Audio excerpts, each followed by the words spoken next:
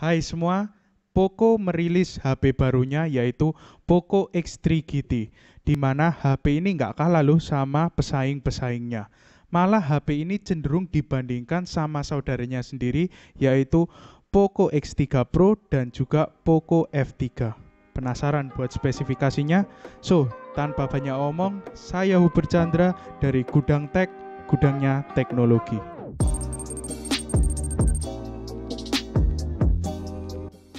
Pada kesempatan kali ini aku akan mereview singkat mengenai Poco X3 GT. Nah, pertama-tama aku mau bahas dulu dari desainnya. Kalau kita lihat di bagian belakangnya, yaitu kameranya bentuknya persegi panjang, ada di sebelah kiri atas. Nah, menurutku ini sih nggak ada yang spesial ya. Dan menurutku kalau dilihat secara keseluruhan di bagian belakangnya itu agak terkesan kaku. Dan juga kalau kita lihat di bagian depannya, yaitu sama seperti HP-HP pada umumnya, yaitu cuma ada not satu titik kecil di tengah bagian atas. Nah, untuk warnanya ada tiga, yaitu hitam, putih, dan biru.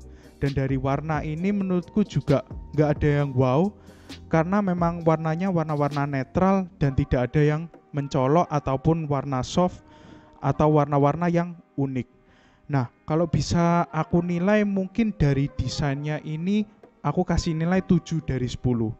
Tapi kembali lagi ini urusan dengan desain, preferensi masing-masing, ikuti selera kalian aja. Masuk ke spesifikasi, HP ini menggunakan prosesor MediaTek Dimensity 1100. Bagi yang bingung dengan MediaTek, mungkin bisa disamakan dengan Snapdragon 860. Ini kualitasnya sama dan menurutku prosesor ini cukup kuat untuk dipakai buat game, untuk dipakai buat apapun pasti bisa semua. Nah, tapi gamenya kembali lagi contoh seperti PUBG, Mobile Legends itu pasti kuat, tapi kalau Genshin Impact mungkin jangan diratakanankan untuk resolusinya agar nggak kerjanya terlalu keras. Nah, untuk RAM-nya yaitu 8 GB dan untuk internal storage-nya ada dua varian, yaitu yang pertama 128 GB dan yang kedua 258 GB. Nah, Xiaomi kali ini tidak menyediakan slot tambahan buat internal storage-nya. Nah, tapi menurutku sendiri 258 GB itu sudah lebih dari cukup. Jadi nggak ada masalah.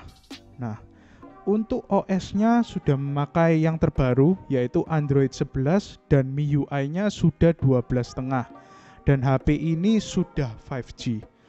Nah, di sini yang mau di-highlight dari HP ini yaitu sudah menggunakan layar 120 Hz Dynamic Switch.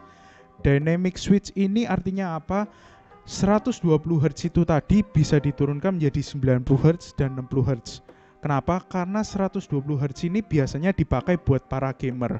Nah, tapi kalau cuman buat video mungkin lebih enak kalau diturunkan 60 Hz karena tidak terlalu berpengaruh dan juga bisa lebih menghemat dayanya.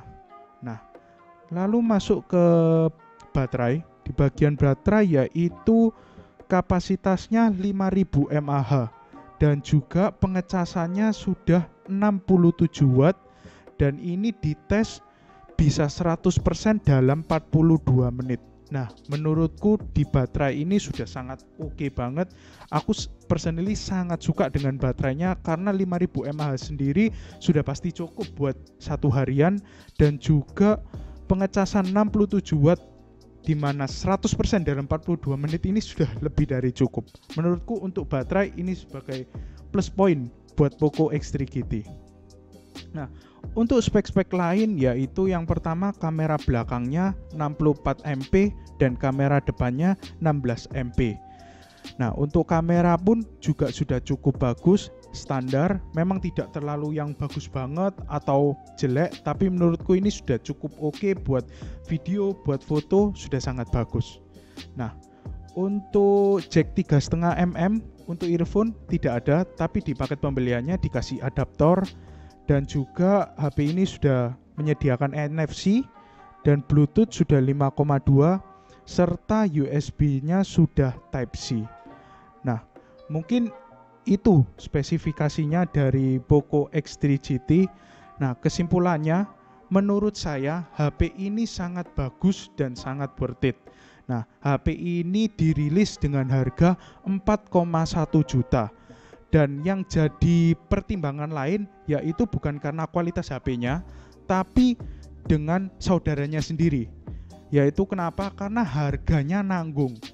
Poco F3 itu punya harga 5 juta ke atas dan Poco X3 Pro punya harga 4 juta ke bawah.